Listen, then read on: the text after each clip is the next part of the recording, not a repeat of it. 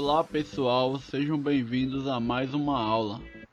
Na aula de hoje nós veremos a dinâmica das populações, o conceito de espécie biológica, a população biológica e densidade populacional. Agora nós veremos um pouco sobre o crescimento da população humana. Segundo as últimas estimativas, a população mundial atingiu 7,2 bilhões de pessoas em 2015.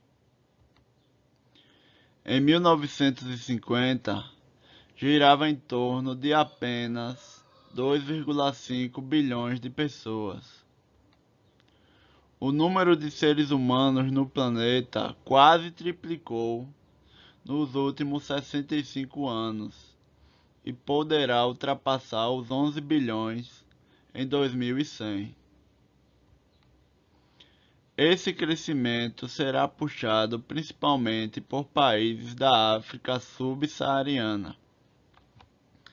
A população mundial, cada dia que passa, ela está aumentando, né? Cada dia que passa, a população humana aumenta. Então, em apenas 65 anos, ela passou de 2,5 bilhões para 7,2 bilhões, quase o triplo. Então, se esse ritmo continuar, estima-se que chegará a 11 bilhões em 2100. Então, o planeta não pode suportar esse ritmo de aumento da população humana, porque do jeito que já está usando os recursos do planeta de forma que já não tá sustentável, né? O ser humano está destruindo as florestas, está usando demais os recursos. Então, se a população continuar crescendo, cada vez mais os recursos do planeta serão mobilizados para suprir a população humana, e isso não será sustentável, né, para o planeta. E acredita-se que o crescimento será puxado principalmente por países da África subsaariana, já que nesses países a taxa de natalidade é alta, né? Lá as mulheres têm muitos filhos, né? Então acredita-se que esses países irá contribuir para o aumento da população.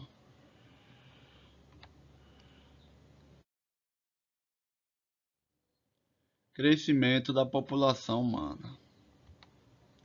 Segundo dados publicados pelo Fundo de Populações das Nações Unidas, o primeiro bilhão de pessoas foi atingido em 1804.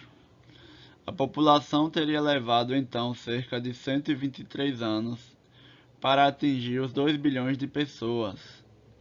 Em 1927, cerca de 47 anos para atingir 4 bilhões de pessoas em 1974, e estima-se que levará apenas cerca de 50 anos para dobrar novamente, atingindo 8 bilhões de pessoas em 2024.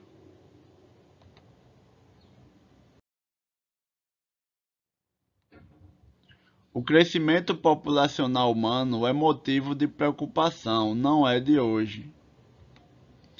Em 1766, o demógrafo e economista Thomas Malthus teorizou que a população humana crescia em progressão geométrica, enquanto a capacidade de produzir alimentos crescia em progressão aritmética.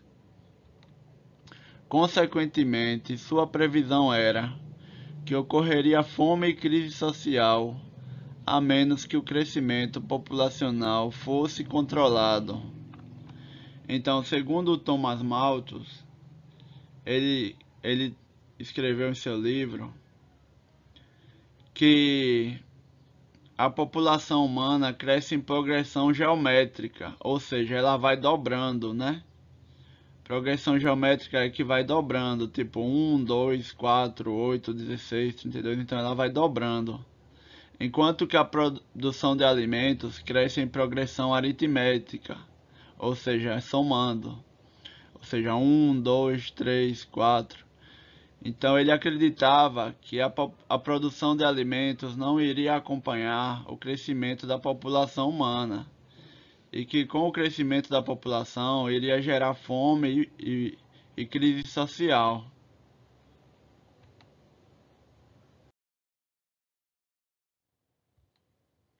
As conclusões de Malthus, entretanto, não consideravam que poderia haver progressos científicos e tecnológicos que levariam a maior produção de alimentos, além de diversos outros fatores como a evolução dos métodos de controle da natalidade, a diminuição do número de filhos por casal e o planejamento familiar.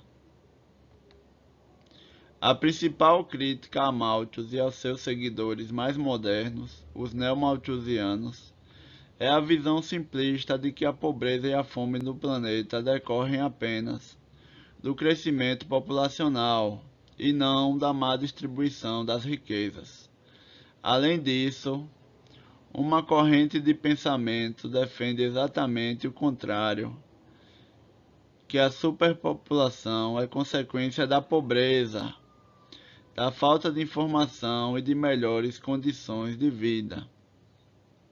Então, Malthus, ele não contava que os avanços tecnológicos da agricultura, da pecuária, da tecnologia de máquinas agrícolas, de tratamento de doenças, herbicidas, inseticidas, ele não contava com isso, né?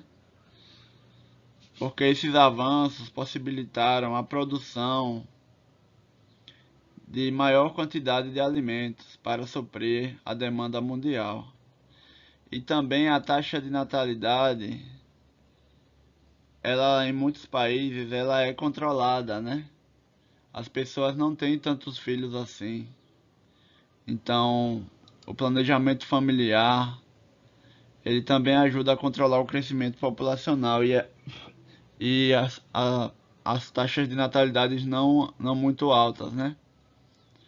Então ele não contava com isso, porque na época dele a agricultura não era tão avançada quanto hoje em dia, né? Então ele acreditava que no futuro o crescimento populacional levaria à fome e à crise social. Mas a população não poderá crescer para sempre, né? Chegará um tempo em que os recursos do planeta não poderão suprir um aumento tão grande da população se continuar sempre aumentando, né? Porque os recursos do planeta ele é limitado, né? Os recursos do planeta eles são finitos, eles não são infinitos. Então a população não poderá crescer para sempre. Outra crítica à teoria de Malthus, né, é que ela admitia que a fome e a pobreza era decorrência apenas da falta de produção de alimentos, o que não é verdade, já que atualmente a riqueza está concentrada na mão de poucas pessoas, né?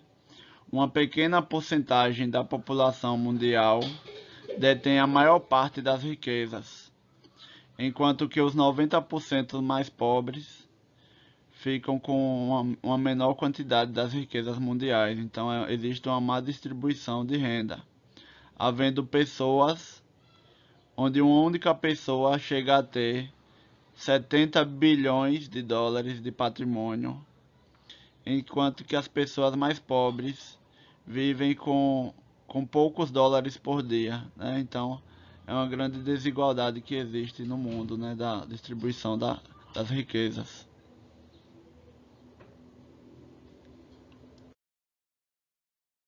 Agora nós veremos o conceito de espécie biológica. Desde a infância, desenvolvemos um conceito informal de espécie. Quando uma criança identifica um gato ou um cavalo, ela está reconhecendo nesses animais uma série de características típicas das espécies às quais eles pertencem. Então, todo mundo tem em sua mente uma espécie de ideia, conceito informal de espécie, né? Porque quando a gente vê um cachorro, vê um gato, vê uma galinha, a gente sabe ali que é uma espécie, né? Pelas características que esses animais têm, a gente tem uma ideia informal de que ali trata-se de uma espécie, né? Pela própria intuição nossa. Então, cada pessoa tem em sua própria intuição a ideia do que é uma espécie.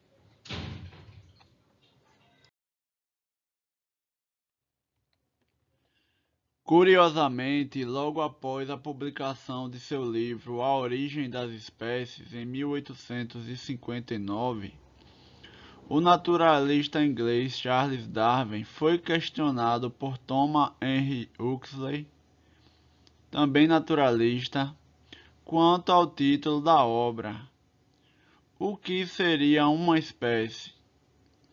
Darwin respondeu que, embora ainda não houvesse uma definição de espécie que satisfizesse plenamente os naturalistas, todos eles tinham certa noção do que se queria dizer quando se falava em espécie. Porque não é muito fácil você criar uma definição sobre o que é uma espécie, que essa definição venha satisfazer plenamente todos os naturalistas. Porque toda definição de espécie, ela serve para determinados seres vivos, mas ela acaba não servindo para todos, né? Então, o próprio Charles Darwin já sabia que não é fácil uma definição que satisfaça plenamente a todos, mas todos têm em si uma noção do que se quer dizer quando se fala em uma espécie.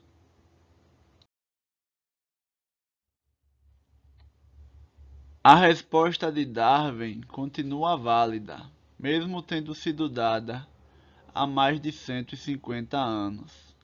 Até hoje não se tem uma definição satisfatória para o conceito de espécies biológicas. Alguns chegam a questionar se realmente há espécies na natureza, ou se elas não seriam apenas invenções arbitrárias dos biólogos, em sua desafiadora tarefa de conceituar e organizar o conhecimento. Então, até os dias atuais, com tanto desenvolvimento da ciência, ainda não há uma definição de espécie que satisfaça plenamente a todos os naturalistas, né, a todos os biólogos e cientistas, né? Que é uma tarefa muito desafiadora, é definir um conceito de espécie que venha a satisfazer a todos.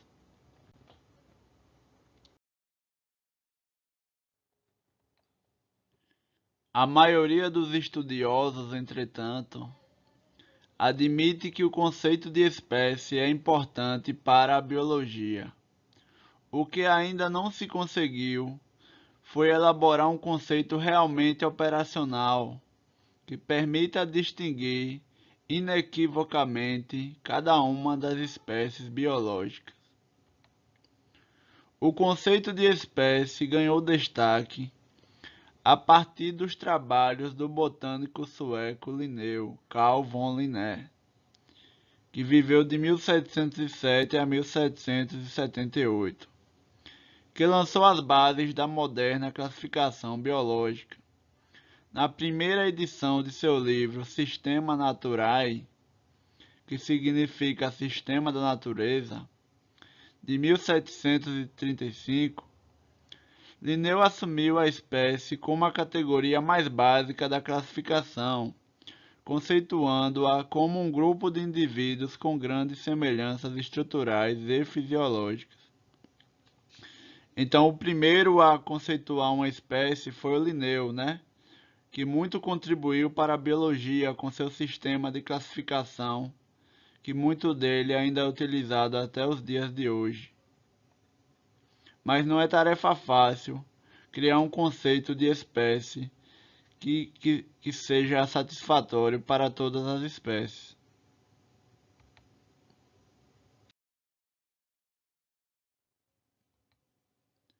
Nas décadas de 1930 e 1940, dois eminentes biólogos e divulgadores da teoria evolucionista, Theodosius Dobzhansky, que viveu de 1900 a 1975, e Ernst Mayr, que viveu de 1904 a 2005, propuseram uma definição para a espécie biológica que ficou conhecida como conceito biológico de espécie. Segundo esse conceito, largamente utilizado até hoje, espécies são grupos de populações naturais que cruzam entre si e que estão reprodutivamente isoladas de outros grupos semelhantes. Então, segundo esse conceito de espécie, conhecido como conceito biológico de espécie, que foi feito pelo Theodosius Dobzhansky e Ernst Mayr, foi proposto por eles, a espécie é um grupo de populações naturais que cruzam entre si e que estão reprodutivamente isoladas de outros grupos semelhantes. Então eles deram grande importância à capacidade dos indivíduos da mesma espécie de cruzarem entre si, né? E de serem reprodutivamente isolados de outras espécies, né?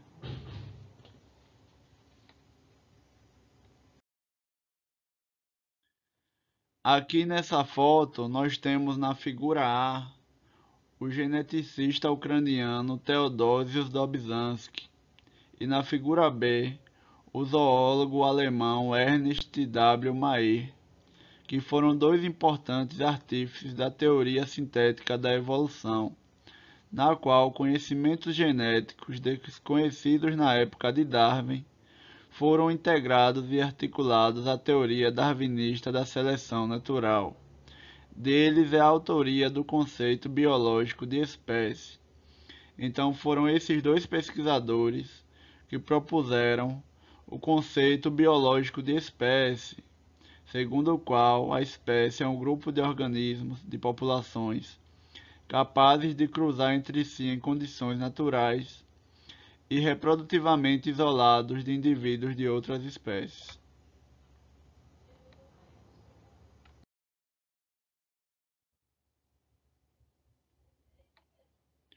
O conceito biológico de espécie não menciona a semelhança estrutural dos indivíduos, mas sua capacidade de cruzar com indivíduos da mesma espécie, mesmo que pertençam a populações geograficamente separadas. Os membros de uma espécie são capazes de cruzar entre si e produzir descendência fértil, se puderem se reunir em condições naturais. Embora teoricamente bem fundamentado, o conceito biológico de espécie tem limitações. Primeira, ele não se aplica a espécies sem reprodução sexuada, como a de bactérias e arqueias. Segunda, esse conceito é pouco operacional. É difícil testar se os membros de duas supostas espécies cruzam ou não entre si em condições naturais. Cruzamentos em cativeiro não constituem prova, uma vez que a condição de cativeiro altera o comportamento natural dos indivíduos. Então, embora esse conceito biológico de espécie ele é bem fundamentado, porém ele não se aplica a todos os seres vivos, ele só se aplica a seres vivos com reprodução sexuada, onde existe um indivíduo macho e um indivíduo fêmea que trocam gametas. Ele não se aplica a organismos com reprodução assexuada, como as bactérias e as arqueias. Ele também não é muito operacional, né?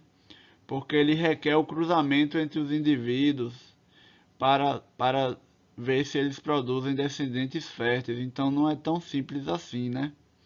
Já que cruzamentos em cativeiro não constituem prova de que trata-se de uma mesma espécie. Já que o cruzamento em cativeiro altera o comportamento natural dos organismos, né, dos indivíduos. Na prática, os biólogos continuam a utilizar como critério de classificação diversas características cuidadosamente escolhidas entre aspectos morfológicos, fisiológicos, bioquímicos e genéticos.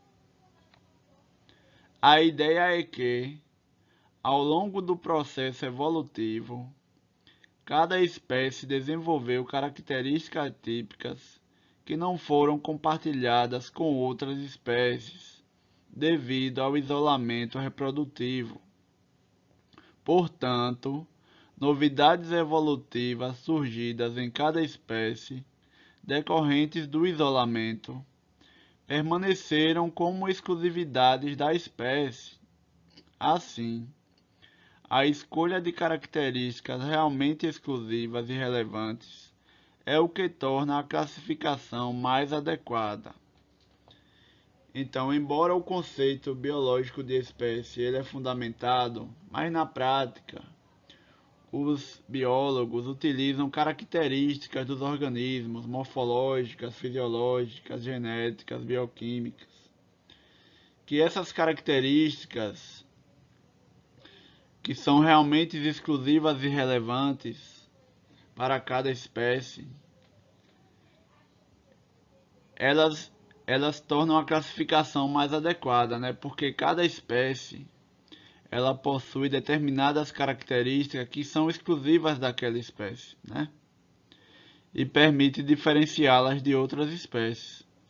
Então, na prática, os biólogos utilizam as características dos organismos para poder identificar as espécies. Agora nós veremos um pouco sobre a nomenclatura binomial, que é aquela nomenclatura utilizada para dar o nome científico de uma espécie. Há mais de 3 séculos, Linneu elaborou um sistema revolucionário de denominação para as espécies, a nomenclatura binomial, segundo o qual o nome científico de uma espécie deve ser composto de duas palavras escritas em latim ou devidamente latinizadas. Se você conhece nomes como Homo sapiens, canes familiares, equus, cabalos, etc., já teve contato com o sistema binomial de Linneu. Então, cada espécie ela possui um nome científico, que é composto por dois nomes. O primeiro é o epíteto genérico e refere-se ao gênero. O segundo é o epíteto específico e é o epíteto que está relacionado com a espécie. Então, cada ser vivo ele possui um nome científico composto por dois nomes, por isso recebe o nome de nomenclatura binomial, que foi proposta por Linneu.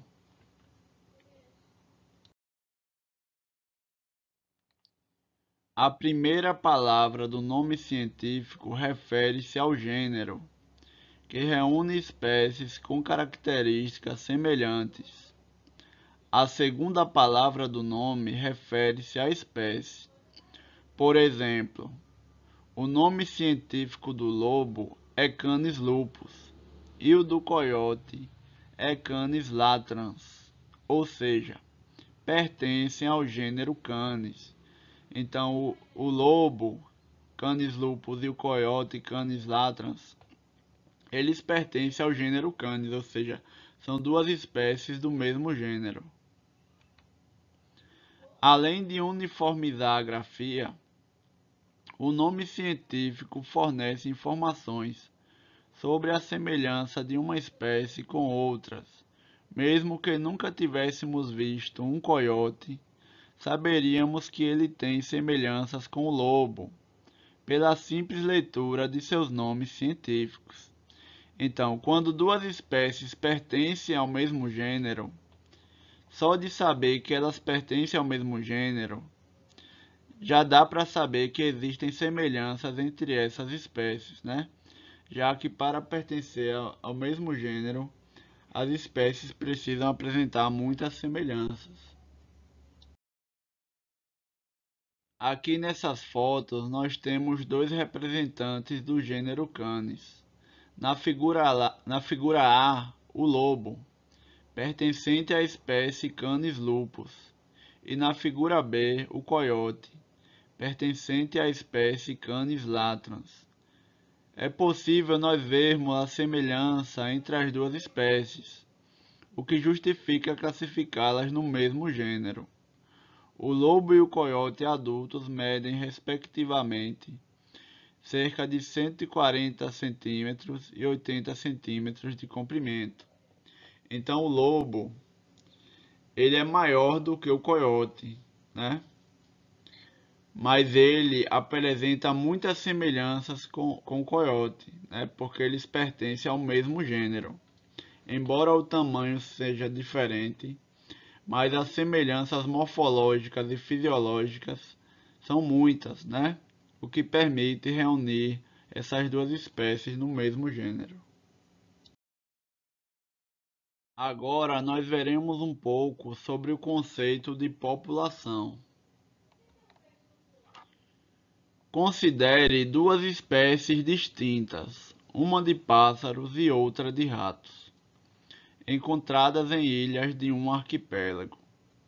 Os pássaros, capazes de voar livremente entre as ilhas, podem se encontrar e cruzar entre si. De acordo com os biólogos, eles formariam uma única população distribuída pelas ilhas.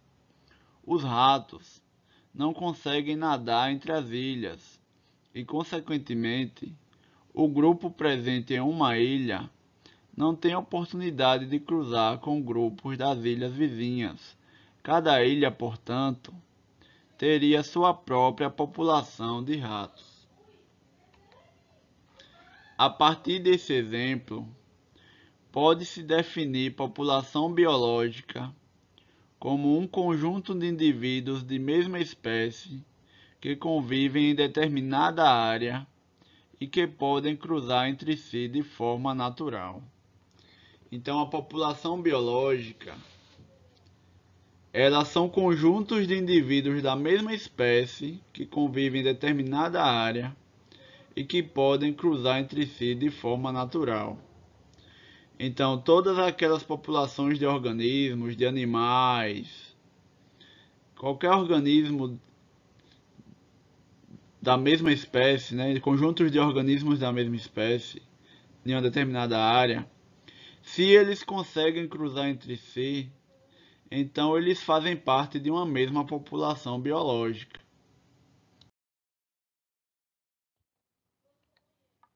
Aplicando esse critério à espécie humana, pode-se dizer que a humanidade constitui uma única população biológica que se distribui pelos diversos continentes do planeta. As migrações, facilitadas principalmente pela revolução nos transportes e nas comunicações, transformaram a humanidade em uma verdadeira aldeia global. Na linguagem cotidiana, entretanto, é comum a referência à população de um município, de um estado, de um país, etc. O mais preciso nesse caso seria utilizar o termo subpopulação, mas, a favor da simplicidade, emprega-se a palavra população.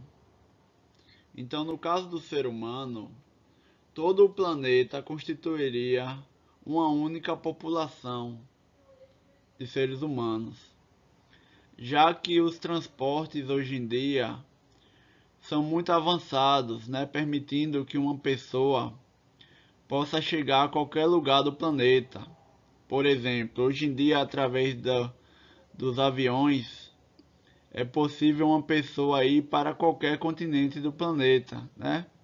Basta que ela tenha acesso a um avião que possa transportá-la para outros continentes, né? Então, hoje em dia, uma pessoa com condições financeiras que possa ter acesso ao transporte aéreo pode chegar a qualquer lugar do mundo, né? Dessa forma, a população humana seria uma única população em todo o planeta, devido à capacidade que o ser humano tem de chegar a qualquer lugar do mundo através do transporte. Agora nós veremos a densidade populacional. Uma informação importante a respeito de qualquer população é sua densidade populacional, que pode ser definida como a relação entre o número de indivíduos da espécie e a área ou volume no caso de habitats aquáticos que eles habitam. Então, a densidade populacional ela é a relação entre o número de indivíduos dividido pela área ou volume que eles habitam.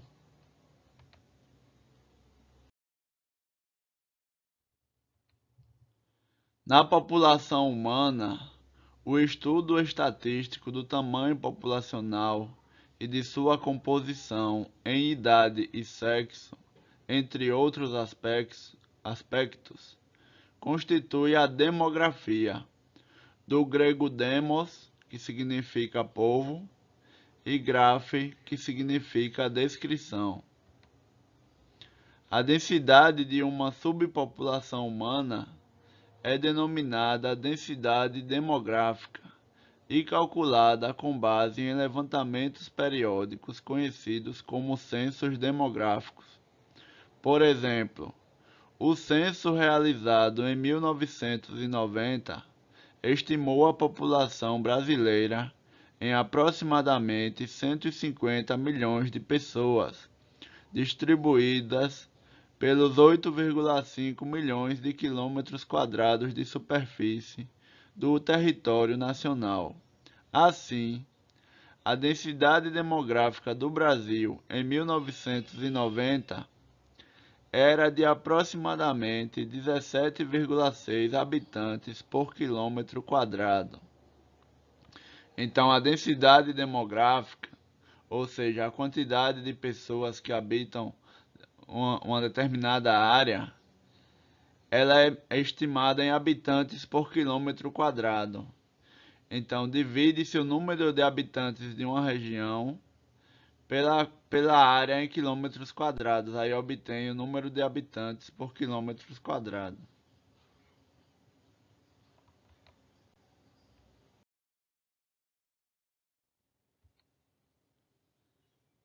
Em 2000, o censo mostrou que a população brasileira tinha aumentado para 169 milhões de pessoas.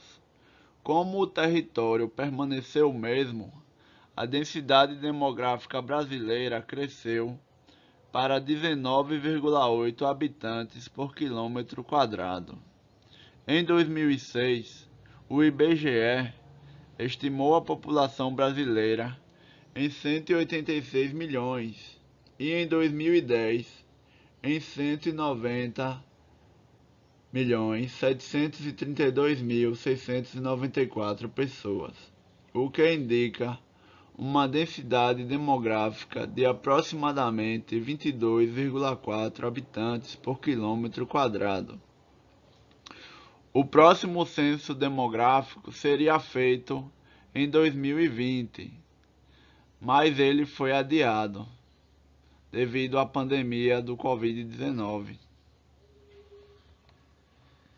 Em outras palavras, na área hipotética de 1 km², em que havia aproximadamente 20 pessoas, 19,8 habitantes por km² em 2000, passaram a viver 2 pessoas a mais em 2010, 22,4 habitantes por km². Então, com o passar do tempo e o aumento da população de determinado país, isso faz com que a densidade demográfica ela acaba aumentando, né? Porque a população aumenta, mas o tamanho do país geralmente continua o mesmo, né? Então isso faz com que a densidade demográfica aumente, né? Porque, por exemplo, no Brasil, a população vem aumentando, mas o tamanho do país continua o mesmo, 8,5 milhões de quilômetros quadrados. Então, dessa forma, a cada ano, a densidade demográfica aumenta um pouco.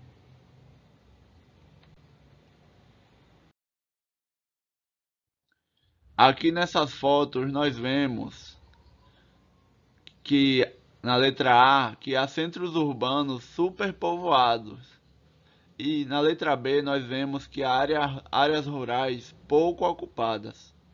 Na figura A é a rua 25 de Março, na cidade de São Paulo, foto tirada em 2013.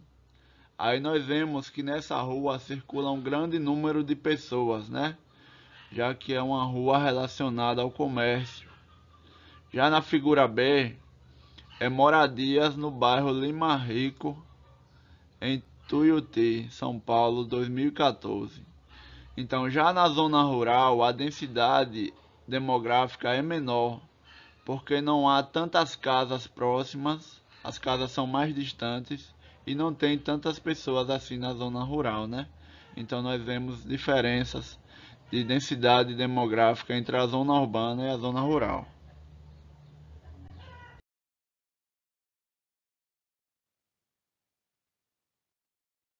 Então, pessoal, estamos chegando ao fim de mais uma aula. Muito obrigado a todos. Não esqueçam de se inscrever no canal. Deixem um like e um comentário. Também ativem o sininho das notificações. Muito obrigado a todos e até a próxima. Valeu!